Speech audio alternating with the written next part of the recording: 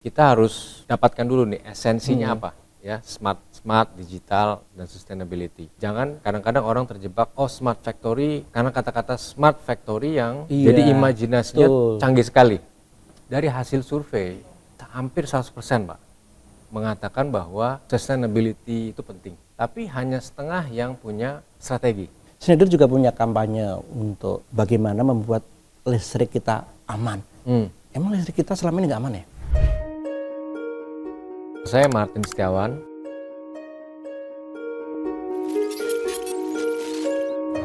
Saya di Schneider itu sebagai Presiden Direktur untuk Indonesia dan Timor Leste. Saya tertariknya itu dari sisi automation-nya. Ya, karena automation itu bagian dari teknik elektro, makanya saya masuknya ke teknik elektro. Schneider itu menurut saya perusahaan yang bergerak di bidang elektrifikasi dan automation di Indonesia yang mungkin paling matang ya dari sisi organisasi. 15 tahun yang lalu juga saya join sebagai salesperson. Schneider Electric kan bergerak di bidang elektrifikasi dan automation, sehingga salah satu fokus kita adalah berkontribusi dan terhadap digitalisasi industri 4.0 di Indonesia.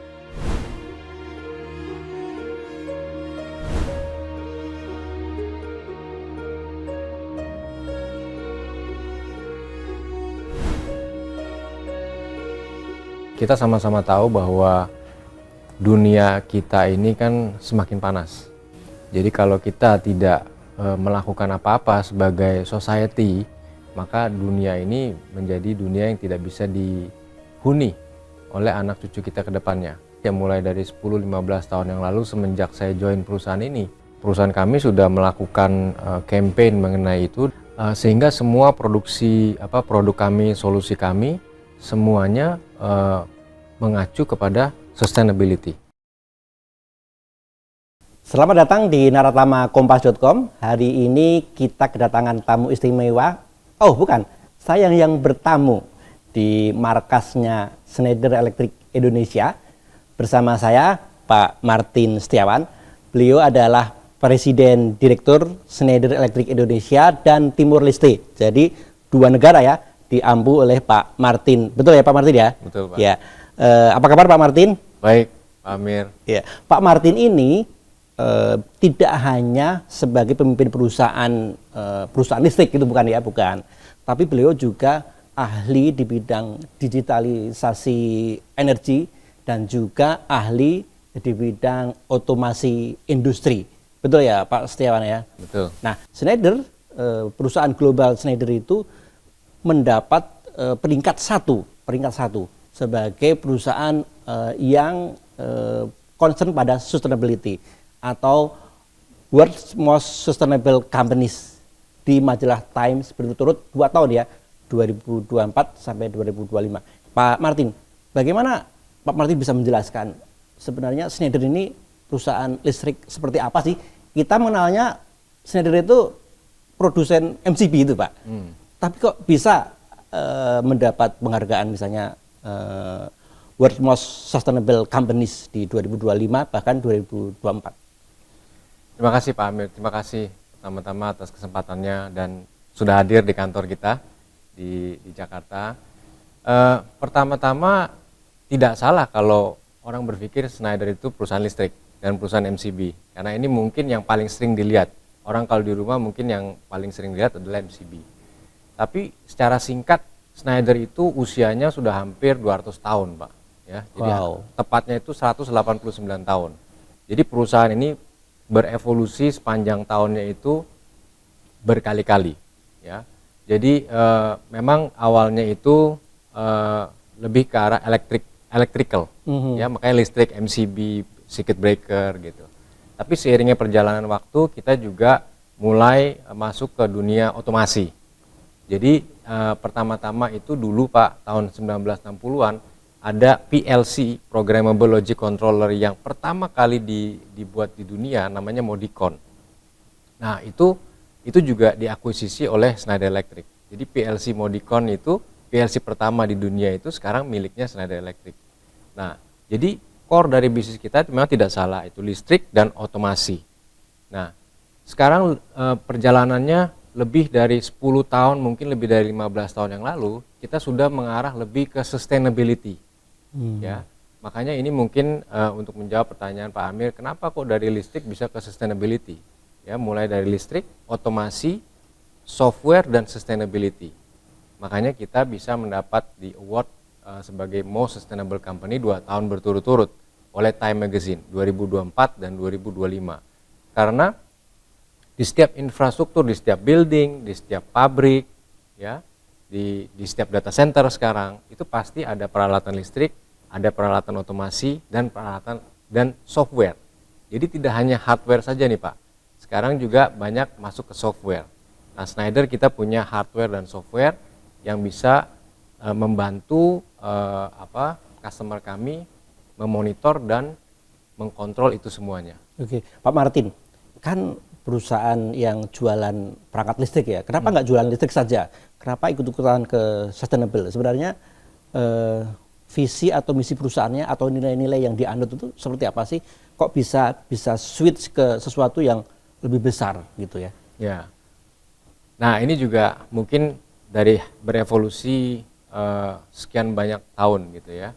Kalau dulu kita menjual peralatan listrik, message-nya adalah untuk memproteksi, ya kan, memproteksi supaya lebih aman terhadap operator, terhadap manusia yang di dalamnya dan terhadap gedungnya, ya, supaya tidak terjadi kebakaran kalau terjadi short circuit.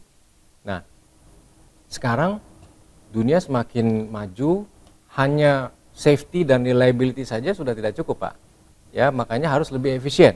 Karena di dalam satu building, di dalam satu pabrik, energi yang paling besar itu salah satu yang paling besar adalah listrik.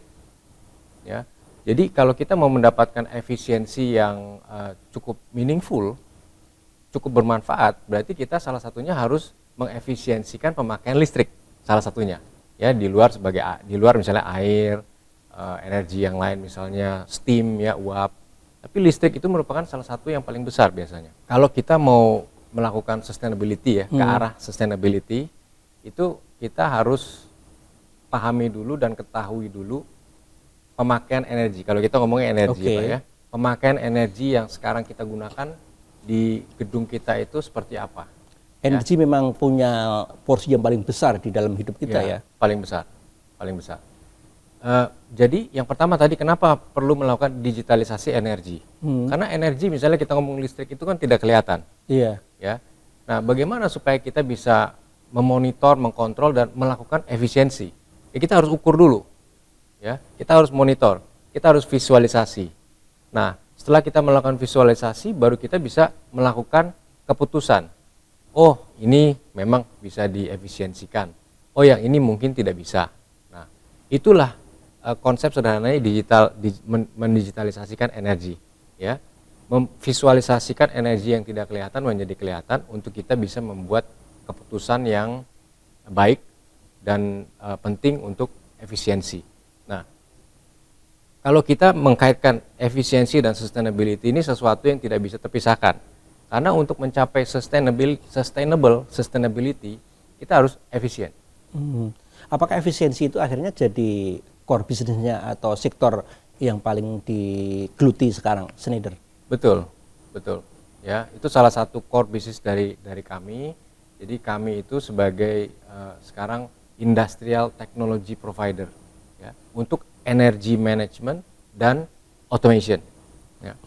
Karena kalau kita bicara mengenai sustainability Pak, untuk mencapai 100% sustainable misalnya, biasanya orang berpikir oke, saya harus ganti, saya punya energy source yang tadinya dari PLTU misalnya, ya, betul, menjadi renewable, ya, untuk supaya CO2 emissionnya berkurang, ya. Tapi itu 45% dari total 100%, ya. 55%-nya itu Pak bisa didapat dengan pertama Bapak melakukan elektrifikasi, ya. Yang kedua Bapak melakukan digitalisasi untuk efisiensi.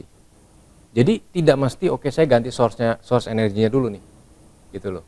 Bapak melakukan elektrifikasi dulu. Misalnya contoh apa?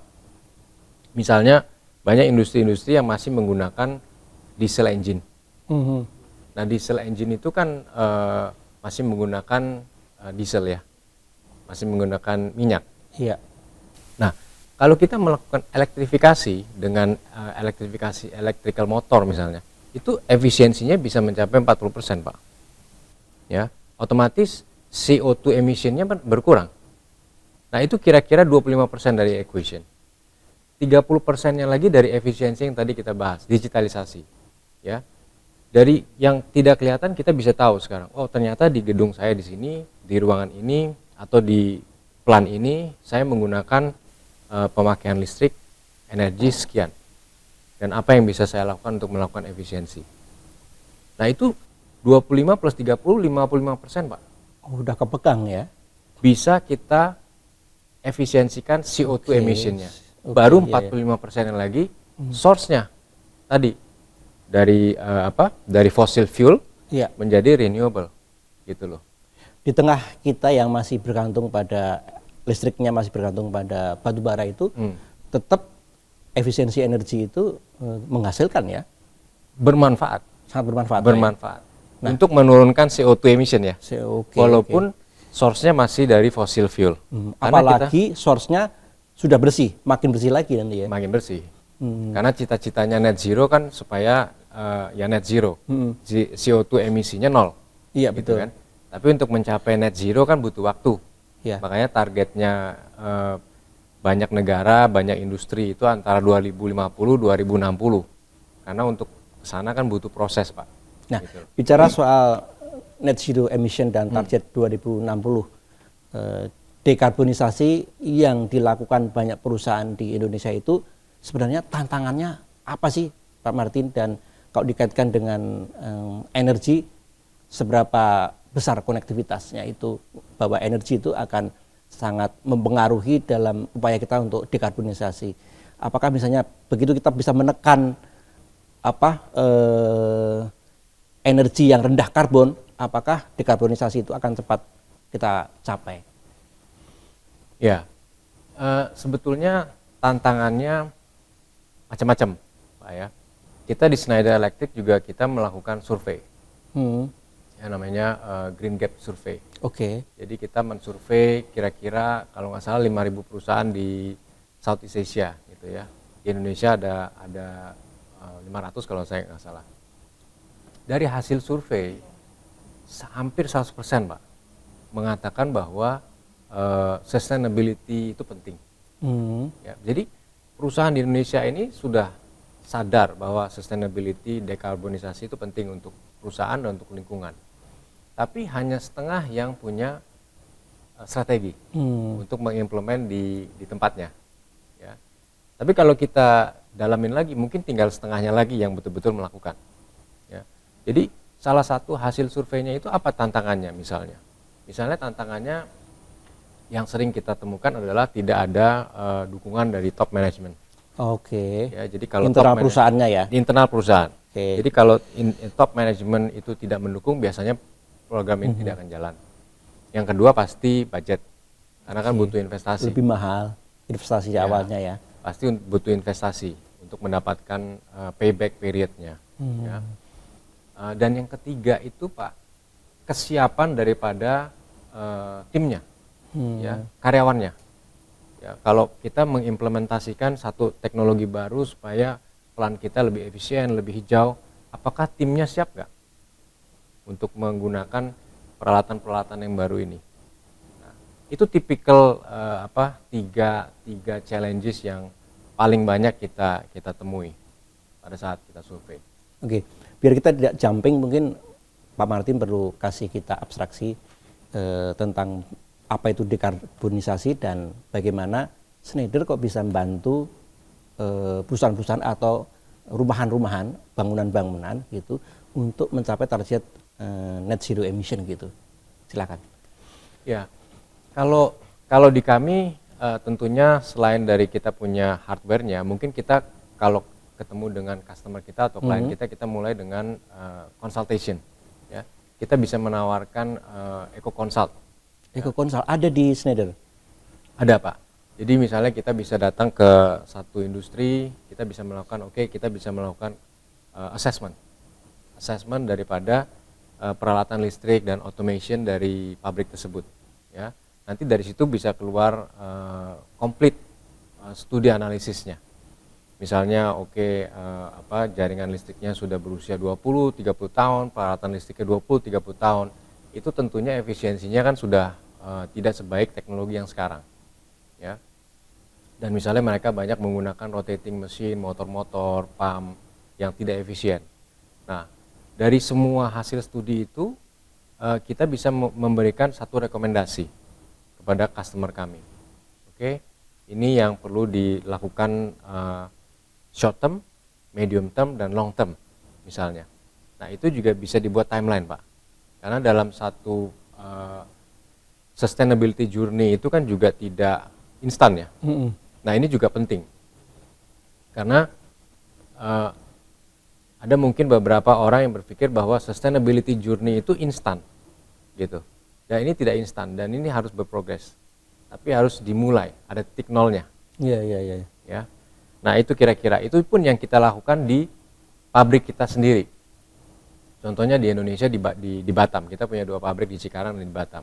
Yang itu yang sudah smart factory tadi katanya ya. Batam itu smart factory dan mendapat rekognisi dari World Economic Forum sebagai lighthouse industri 4.0. Artinya kami Schneider Electric kami menggunakan semua produk dan teknologi kami di pabrik kami sendiri. Jadi kita coba sendiri solusi kita. Efektif apa enggak efektif? Gitu. Setelah kita jalan mulai dari 2017-18 ternyata efektif. Dan return on investment-nya itu relatively cepat. Ya, 3-4 tahun itu return-nya sudah kembali. Makanya pabrik itu menjadi lighthouse. Ya, sampai sekarang banyak industri, berbagai macam industri, Pak ya. Bukan hanya industri kami, ya, mulai dari food and beverage, heavy industry, petrochemical, ya, itu atau building misalnya atau airport itu datang berkunjung untuk mendapat inspirasi lah. Gitu ya. Kan kalau bayangan banyak orang kan smart factory itu sesuatu yang mahal bangunnya. Itu apa betul seberapa kalau mahal seberapa mahalnya dan bagaimana biar kita bisa handle ini? Apakah kuncinya smart factory itu pada teknologinya ataukah ada sisi lain yang ternyata sebenarnya sederhana saja? Sebetulnya mahal murah itu relatif ya. Tapi kuncinya tadi, mungkin kita harus pahami dulu nih, kita mau apa yang kita mau dapat. Ya, apa yang kita mau dapat? Efisiensi energi, digitalisasi, tentunya ujung-ujungnya kan pasti harus ada return on investment-nya. Ya. Setiap industri kebutuhannya beda-beda, Pak. Ya. Heavy industry dengan industri yang lebih sederhana, mesinnya on off gitu, itu beda, gitu ya. Jadi semua ada solusinya masing-masing. Contohnya saya punya customer di Batam juga dekat dengan pabrik kita. Ya, dari hasil kita diskusi, beliau berkunjung, bertanya-tanya dengan kita, mulai timbul inspirasi. Ini pabrik plastik.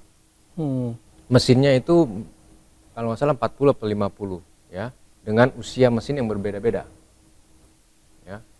Pabrik plastik ini ada ekstrudernya yang menggunakan konsumsi listrik yang sangat tinggi per mesin.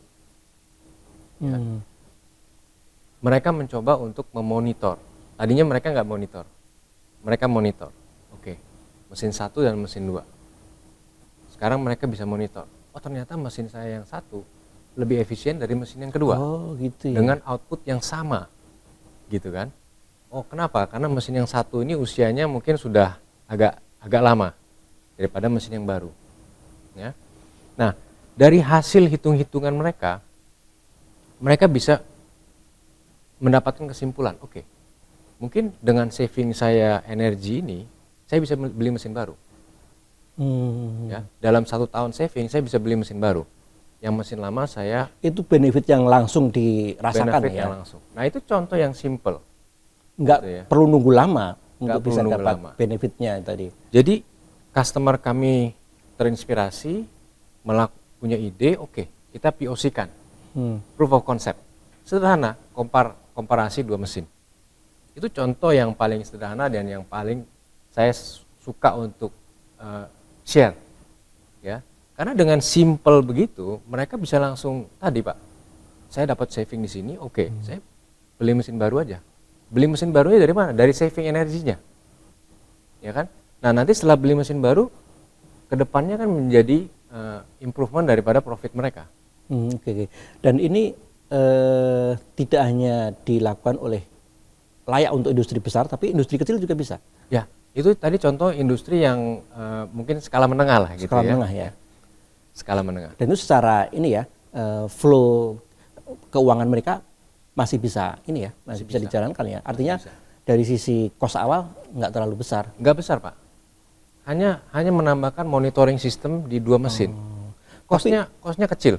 Semua kan itu butuh sensor-sensor, otak dan lain sebagainya, server dan lain sebagainya. Gimana cara menjelaskannya ini untuk orang awam? Kalau yang contoh tadi ya, itu tidak terlalu kompleks. Karena hanya kita menambahkan metering. Metering di mesin yang A dan metering di mesin B. Jadi level smart factory pun bisa di set beda-beda ya, tergantung cost-nya tadi ya. Betul. Oke. Nah, untuk meyakinkan bahwa terutama pemilik usaha gitu ya, untuk meyakinkan mereka bahwa kamu sudah layak menggunakan smart factory, itu gimana Pak? Sebetulnya tadi ya, maksudnya kita harus dapatkan dulu nih esensinya apa ya, smart, digital dan sustainability. Jangan kadang-kadang orang terjebak smart factory karena kata-kata smart factory yang jadi imajinasinya canggih sekali, gitu, canggih sekali. Makanya kita awali apa dulu nih yang mau di-achieve? Efisiensi. Nah dengan tadi menambah metering sederhana kita bisa monitor, kita bisa make decision, savingnya langsung bisa dikalkulasi. Ya. Nah nanti kalau mau lebih canggih lagi, semua mesin dipasang metering, nanti bisa dimonitor di dalam satu screen oleh operatornya. Nah nanti step by step bisa naik lagi. Misalnya dia punya berapa pabrik, bisa di-compare lagi level pabrik dan level mesin. Ya. Jadi itu kuncinya Pak saya kira ya. Kita jangan terjebak, maksudnya smart factory jadi susah, mahal gitu ya. Karena kalau kita bilang smart factory, kalau industri besar Pak, perusahaan besar, mereka punya tim yang besar, tim yang canggih. Iya betul. Dia punya engineering team, maintenance, digital transformation team. Ya. Tapi kan kebanyakannya di Indonesia ini kan small medium. Iya. Mereka yang nggak punya tim dedicated. Nah sejauh mana Schneider bisa membantu manufaktur lokal, pabrik-pabrik lokal yang dia punya SDM-nya misalnya SD, SMP, maksimal SMK itu Pak. Gimana cara bantu mereka? Makanya kita Schneider Electric sering melakukan event. Ya, tahun ini misalnya kita melakukan event di 3 kota Pak. Di Semarang, di Batam, dan besok di Bali. Gitu ya. Kita melakukan sharing. Ya, full day event, topiknya bisa mengenai industri. Kalau di Batam kemarin mengenai industri. Jadi kita sharing apa yang kita lakukan untuk industri, apa yang bisa kita lakukan untuk industri. Dan kita juga selain event begitu, offline, online, webinar, ya, dan kita berkunjung ke customer, atau kita undang misalnya pabrik-pabrik di daerah Batam, kita berkunjung, kita invite, Pak silakan kalau mau datang ke Batam, ke factory kita di Batam, untuk paling tidak ada gambaran, ya. Mungkin begitu lihat pabrik kita, kita dari end to end sudah canggih gitu ya. Tapi ada bagian yang Bapak bisa ambil untuk dimulai. Jadi kuncinya menurut saya, ambil yang paling meaningful dan start with that, start small. Oke. Dan kita punya tim yang bisa membantu. Ya, tergantung mulai dari pabrik yang sederhana, yang simple sampai yang complicated. Untuk tadi ya 2 hal. Satu soal digitalisasi energi, kedua soal otomasi industri ini, teknologi sekarang yang sedang dikembangkan Schneider maupun di industri ini, line up di industri ini sekarang seperti apa potretnya yang bisa kita bayangkan, dan itu bisa kita harapkan itu bisa betul-betul tadi ya mengefisienkan cara kerja kita, plus energinya juga makin lebih efisien, emisinya juga makin rendah. Nah, oke. Sekarang Pak, yang pasti semua hardware itu semua bisa komunikasi. Oke. Ya, karena Bisa dihubungkan. semua bisa connected. Ya, jadi tapi harus dikonversi ke hardware baru atau hardware lama bisa kita modif gitu ya. Macam-macam. Ya, tapi kalau kami di Schneider Electric, konsep kami adalah open protocol. Gitu ya. Jadi kalau misalnya kita contoh di automation system kita yang biasa dipakai di industri-industri, itu kita punya konsep baru yang namanya open automation atau software centric automation. Karena sekarang eranya sudah tidak hardware centric tapi lebih software centric. Artinya apa software centric? Jadi software ini yang bisa berhubungan dengan semua hardware. Karena kalau zaman dulu mungkin brand A kalau mau di-upgrade hanya bisa dengan brand A lagi. Ya. Sekarang sudah enggak? Kalau sekarang sudah lebih open, Pak. Sudah lebih open. Dan kita Schneider mendorong supaya lebih satu step lagi lebih open. Jadi apapun brandnya di hardware level itu bisa komunikasi di level software. Makanya tadi istilahnya software centric automation. Nah, konsep ini memang relatively masih baru di market. Dan kita salah satu yang promotor daripada konsep ini. Untuk itu juga kita mulai edukasi tidak hanya ke industri, tapi ke students, ke akademisi, gitu ya, ke mahasiswa politeknik, SMK, dan kita juga sudah mulai masuk juga ke kurikulum industri, kurikulum di universitas. Ya, kita masukkan ke dalam satu mata pelajarannya. Ya. Nah, ini kan kita makin kencang nih digitalisasinya karena ada AI. Nah, sejauh mana AI itu bisa diadopsi dalam entah itu dalam digitalisasi energi atau otomasi industri untuk menunjang tadi Pak low emission, terus kemudian tadi ya semua bisa terkontrol dan kita bisa mendapatkan efisiensi energi, efisiensi kerja yang lebih bagus lagi. Ya, betul. Karena tadi menyambung yang sebelumnya semuanya jadi software centric. Jadi sekarang semua data-data yang dikolek dari level plant itu diolah dan ada algoritmanya di level software dan cloud. Ya, nanti di situ ada AI algoritmnya. Contohnya Pak, misalnya AI application yang dilakukan untuk maintenance, untuk preventive maintenance, ya di dalam satu industri. Jadi contoh sederhananya, sebelum alat ini fail, itu dia harus maintenance sistemnya dulu. Bisa memberitahu. Pak Amir, sistem Bapak mau fail nih. Bapak tolong melakukan maintenance. Maintenance-nya apa yang harus dilakukan? Nah, itu juga sudah keluar. Ini ya Pak, Bapak lihat yang titik ini. Jadi Bapak kan nggak bingung, yang mana yang saya harus maintenance? Apa saya semua maintenance atau titik mana? Nah, jadi dengan sistem AI itu jadi clear. Pertama bisa dilakukan preventif sebelum fail. Yang kedua di titik mana yang harus dilakukan maintenance. Nah, itu contoh konkret yang sekarang semakin umum ya. Nanti kedepannya kan akan semakin umum gitu. Iya, betul.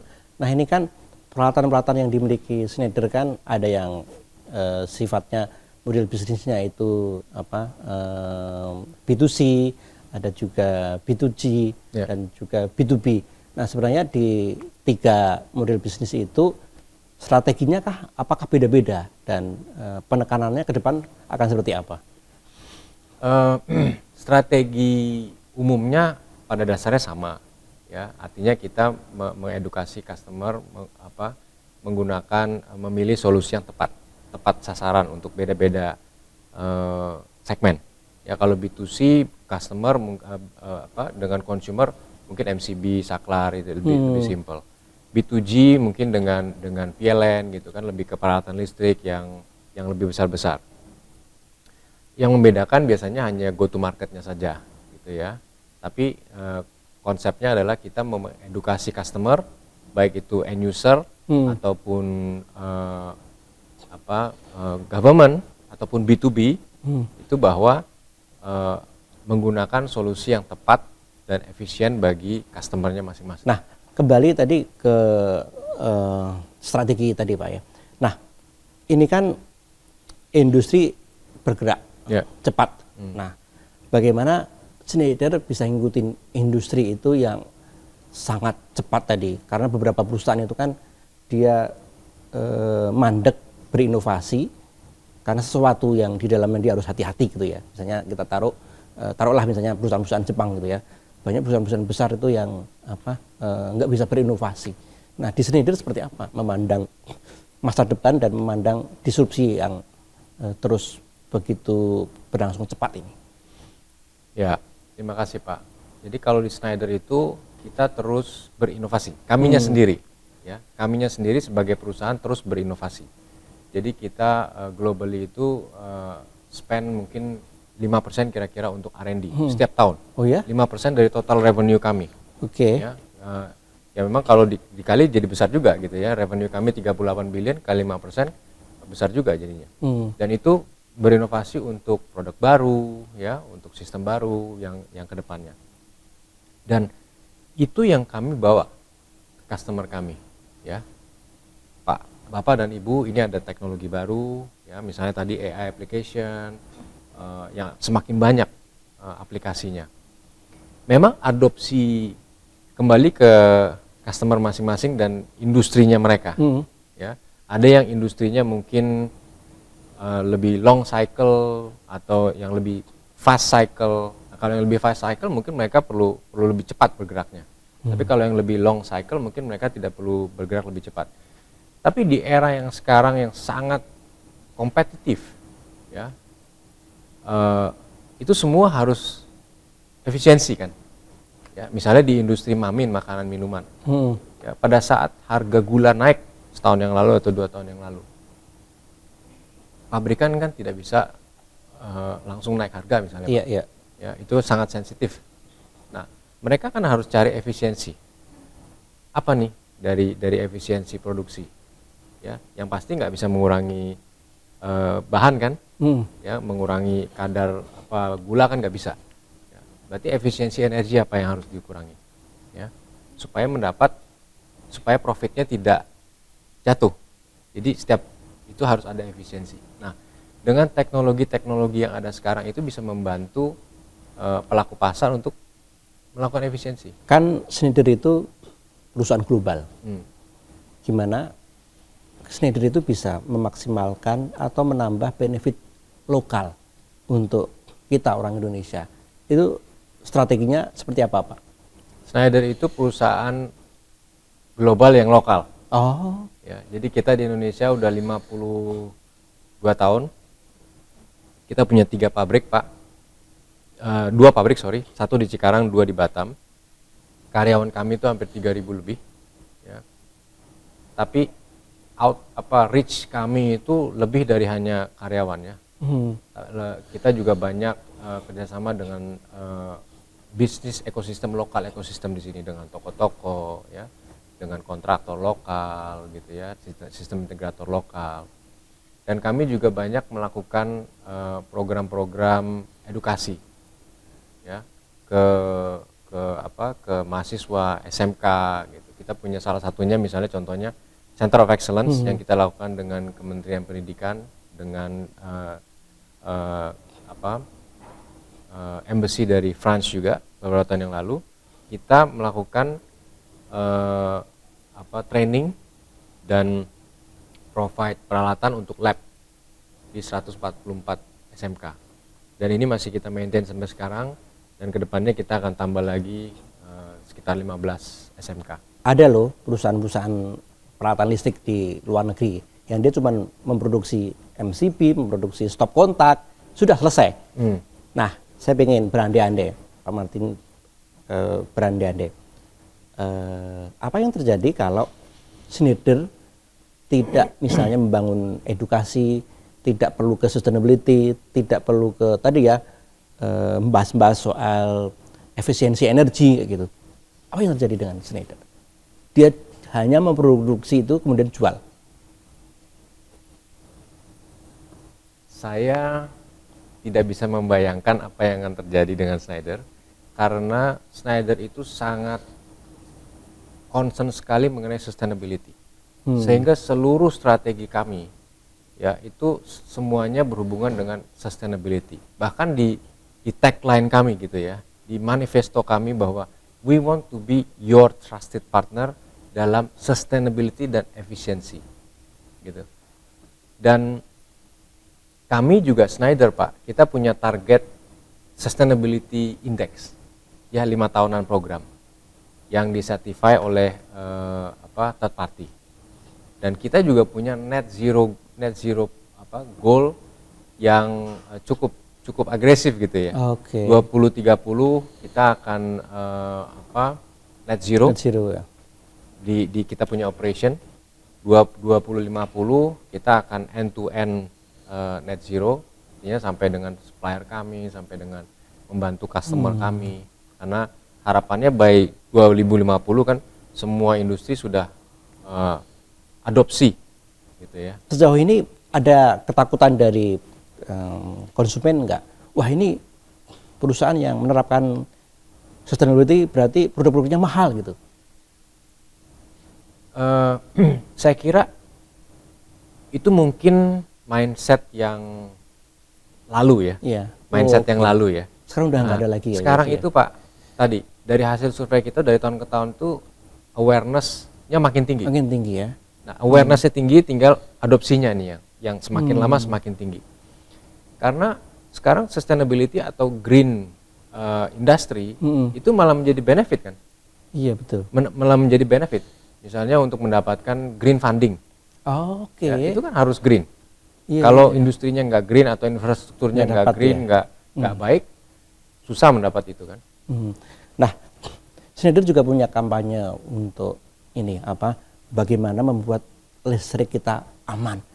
Emang listrik kita selama ini nggak aman ya? Atau apa alasan dibalik kampanye itu?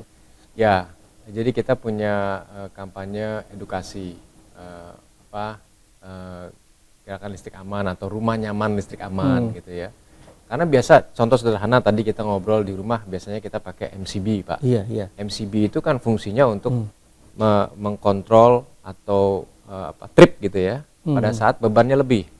Jadi kalau di rumah pakai 10 ampere bebannya 20 ampere pasti trip gitu ya. Nah itu kalau trip berarti MCB-nya berfungsi Pak. Yang bahaya kalau MCB-nya nggak berfungsi, nggak trip, nah itu bisa kebakaran. Nah sekarang yang kita lagi edukasi adalah satu peralatan yang kita bilang bahasa sederhananya anti setrum gitu ya.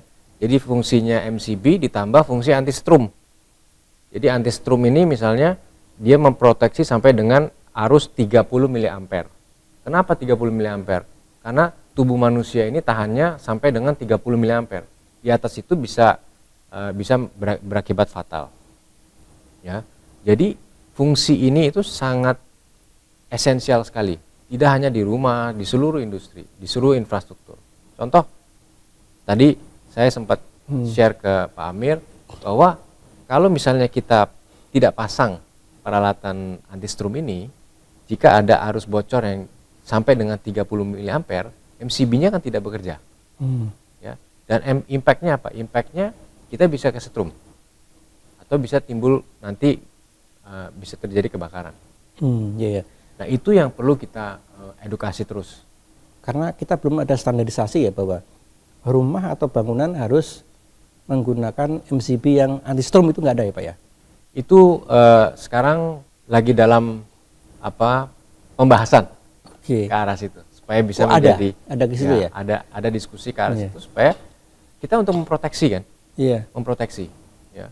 Karena jarang orang yang berpikir aku pengen memproteksi anak-anakku misalnya di rumah biar nggak kesetrum. Pakai yang model yang anti strom. Iya, betul. Jarang yang kayak gitu kan? Iya. Tapi kita diskusikan tadi banyak alasan-alasan itu di luar faktor keluarga malahan ya. Ya. Karena misalnya piaraannya biar nggak Iya. kesetrum gitu ya Pak ya. Iya. Nah Ikan itu koi. ikan koinya biar nggak kesetrum gitu Iya. ya. Sehingga dia Ikan baru arwana gitu. beralih ke MCB yang Iya. anti strum tadi. Iya. Nah gimana biar mengedukasi bahwa ini itu sebenarnya diproduksi untuk kepentingan tadi proteksi manusia, proteksi anggota keluarga kita Ya. dari strum.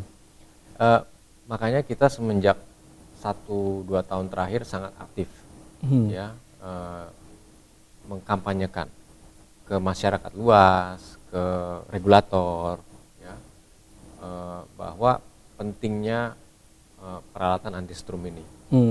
Karena saya yakin kalau masyarakat paham impact-nya, pasti akan berpikir kalau di rumahnya ada atau nggak ada gitu. Tapi kalau nggak tahu kan nggak paham Pak. Iya betul. Ya. Tahunya kan oh ada MCB oke. Kalau ada apa-apa MCB-nya yang bekerja. Iya ya. Tapi MCB tadi fungsinya untuk overcurrent, untuk beban lebih. Iya. Ya, bukan untuk anti strum Iya. gitu loh. Pak itu kan lebih mahal ya peralatannya. Dan di pasar kita beberapa produk itu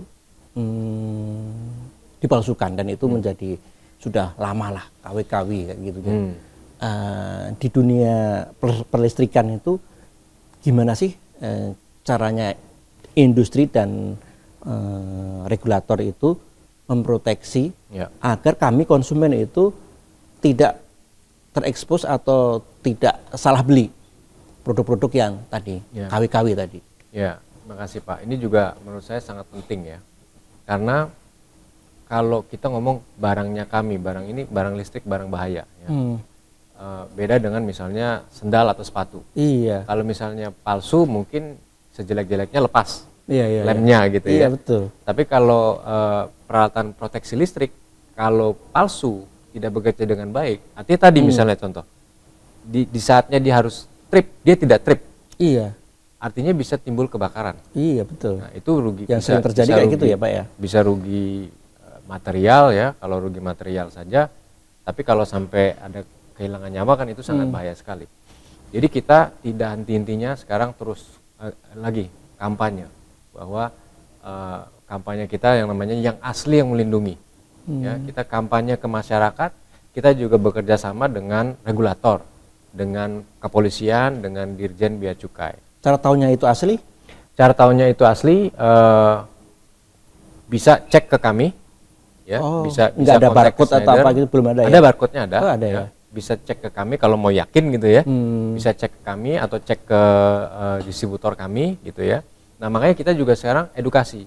Kalau beli produk ini belilah ke tempat-tempat yang resmi, gitu ya, ke toko resmi, ke distributor yang resmi, gitu ya. Toko resmi kan juga sekarang ada online offline, ya itu juga ada yang resmi.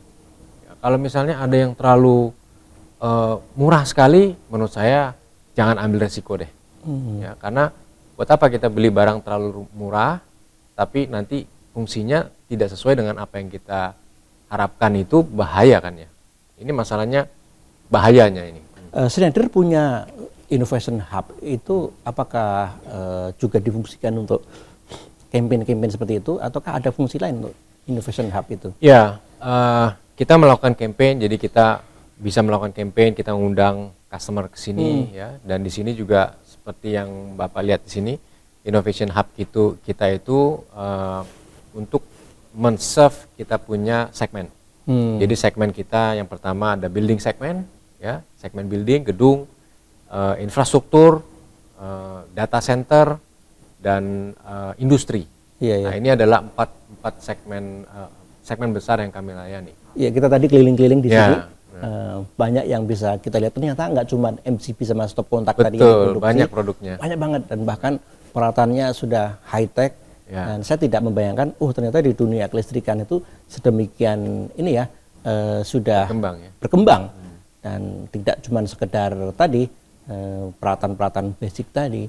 Nah ini kan juga ini Pak ya, kita perlu sesuatu yang lebih dari sekedar Innovation Hub.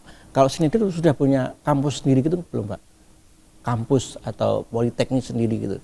Kalau kampus politeknik kita nggak punya. Nah, kayaknya sudah waktunya Schneider itu punya kontribusi ke dunia pendidikan, entah membangun politeknik atau minimal SMK tersendiri gitu ya Pak ya. Gitu ya. Karena peralatannya itu, saya nggak tahu tuh cara mengoperasikannya gimana, cara komunikasi peralatan satu dengan yang lainnya gimana gitu ya.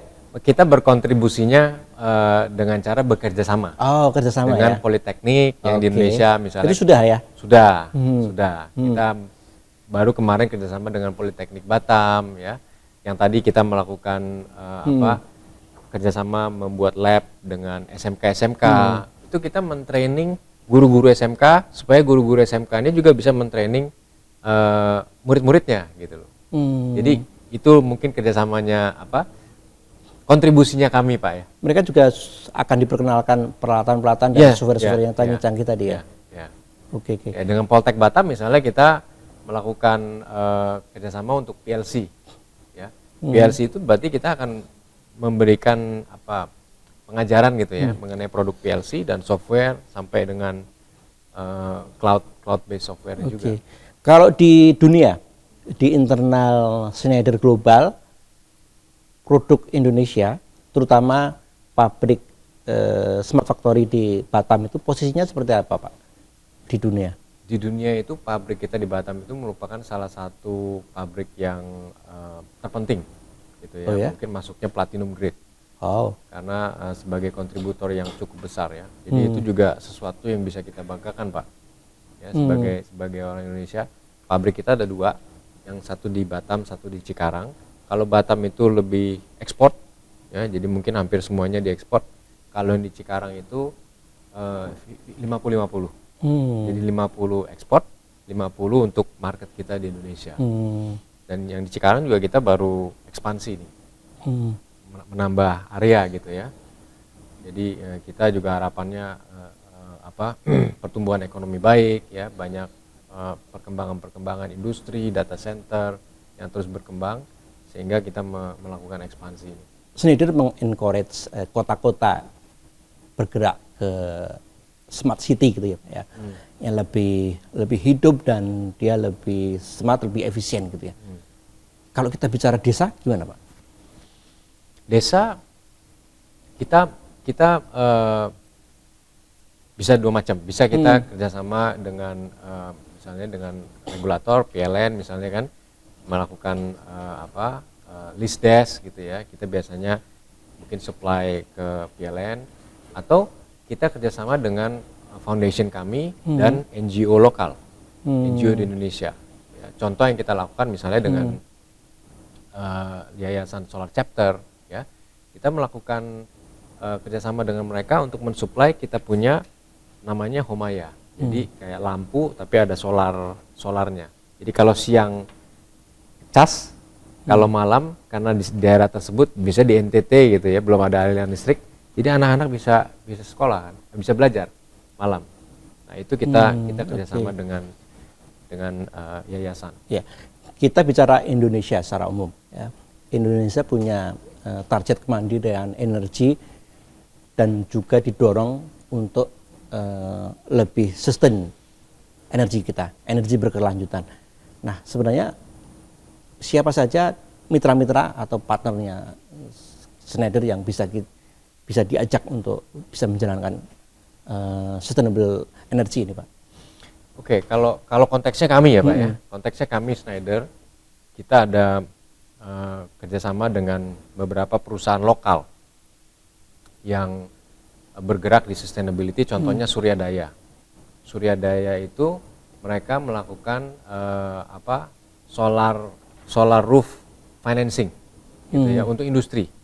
Ya, jadi industri-industri ini kalau mau pasang solar renewable tidak perlu invest di depan. Jadi nanti modelnya kayak OPEX base gitu ya, CAPEX to OPEX. Jadi instalasi 25-30 tahun. Ada lagi solar kita. Nah, mirip tapi untuk rumah gitu ya. Terus ada lagi yang terakhir itu Dash. Dash itu adalah last mile delivery. Jadi last mile delivery mungkin radius 5-10 kilo menggunakan motor listrik. Jadi sustainable semuanya Pak. Mungkin bisa disampaikan ke audiens kita terutama yang masih mahasiswa gitu ya Pak, untuk bagaimana biar mereka bisa connect dengan tadi dua tema besar yang kebetulan itu menjadi keahliannya Pak Martin tadi. Satu soal otomasi industri, dua soal digitalisasi industri, dan yang ketiga tema besarnya adalah soal keberlanjutan. Apa yang perlu mereka pelajari saat ini, dan mungkin S1, S2, dan S3 seterusnya yang sedang dibutuhkan bangsa ini ke depannya. Saya kira pertama-tama mungkin anak-anak sekarang itu Pak, mungkin sudah lebih maju ya, mungkin lebih aware daripada mungkin zaman saya dulu, waktu masih sekolah ya. Kita zaman dulu mungkin belum terlalu aware apa sih sustainability, green gitu ya. Tapi kalau anak-anak sekarang itu kan dari mungkin SMP, SMA sudah mulai didengungkan sustainability ya. Dan banyak juga karyawan-karyawan baru kami, kenapa mereka pilih ke Schneider? Karena dilihat, oh Schneider ini sustainable company. Ya. Jadi awareness-nya sudah jauh lebih baik. Gitu. Tinggal mungkin perlu diperdalam ya, ke jalurnya masing-masing gitu ya. Kemana nih arah spesifikasinya mereka, apakah ke industrinya atau ke financingnya gitu kan, ataupun ke infrastruktur yang lain gitu loh.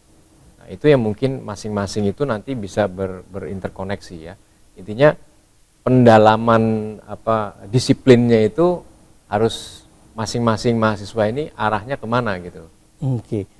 Menjawab ekspektasi majalah Times tadi ya, World's Most Sustainable Company 2025. Apa yang akan diberikan Schneider untuk Indonesia dan dunia terkait dengan green industry? Kalau kami di Indonesia tentunya kita siap berkontribusi dan membantu regulator pemerintah, misalnya dalam hal ini Kemenperin, kita terus bekerja sama dan kita open. Misalnya regulator butuh support apa dari Schneider, misalnya kita melakukan training, misalnya kita dengan Kemenperin itu ada kerjasama di gedung PD Pak, di gedung PD di Kedoya atau kalau nggak salah ya, itu kita punya space di sana, jadi kita punya seperti ini, ya mungkin skalanya agak kecilan di sana, jadi kalau ada industri yang datang ke gedung itu, kita bisa dipanggil oleh Kemenperin untuk presentasikan. Ya.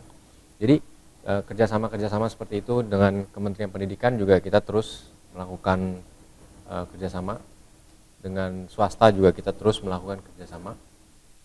Jadi edukasi akademisi dan terus promosi ke dalam industri-industri yang relevan. Oke, banyak orang mengira bahwa perusahaan yang paling sustain di dunia itu mungkin dia adalah perusahaan, taruhlah dia yang bergerak di bidang energi terbarukan, atau perusahaan yang bergerak di bidang konservasi. Ternyata tidak.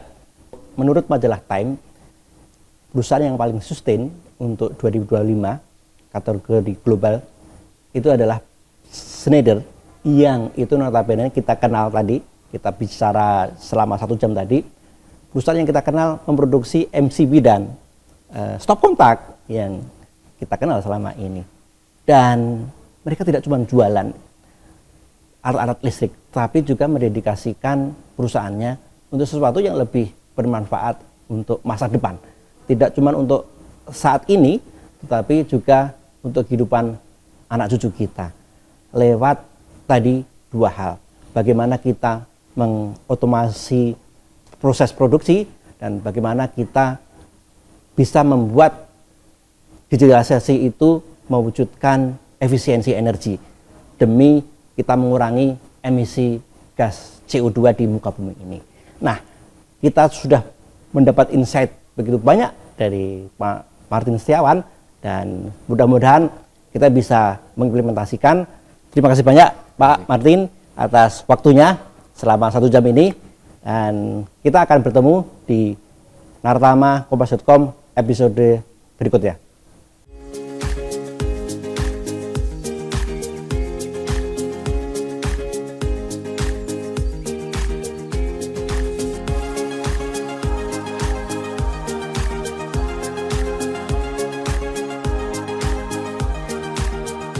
Ini yang tadi contoh Pak, kalau misalnya tadi contoh mesin extruder, dia punya 40 mesin.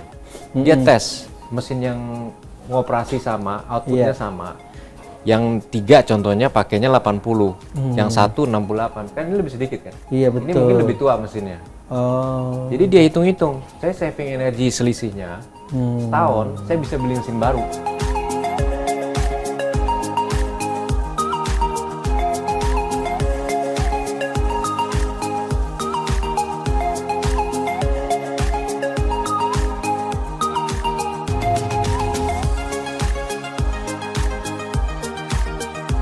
Nah ini juga panel udah untuk net zero, ini panel net zero. Wow. Karena oh ya, net zero emission. Yang sekarang ya, maksudnya net zero gini Pak. Oh bukan net gini zero ya, emission. Bukan. Dia ini di dalam sini, kalau yang tipe sebelumnya, sampai sekarang juga kita masih jual sih. Isolasinya pakai SF6. Oh. Pakai SF6. Nah kalau ini pakai air. Beda lagi Pakai isolasi. udara. Pakai udara. Ya. Nah kalau SF6 itu kalau misalnya ada kebocoran itu Saya pernah dijelaskan. ngendap di atmosfer itu bisa 20-23 tahun kalau nggak salah ya. Nah itu jadi pengaruh ke greenhouse gases. Di atmosfer kita nggak bagus.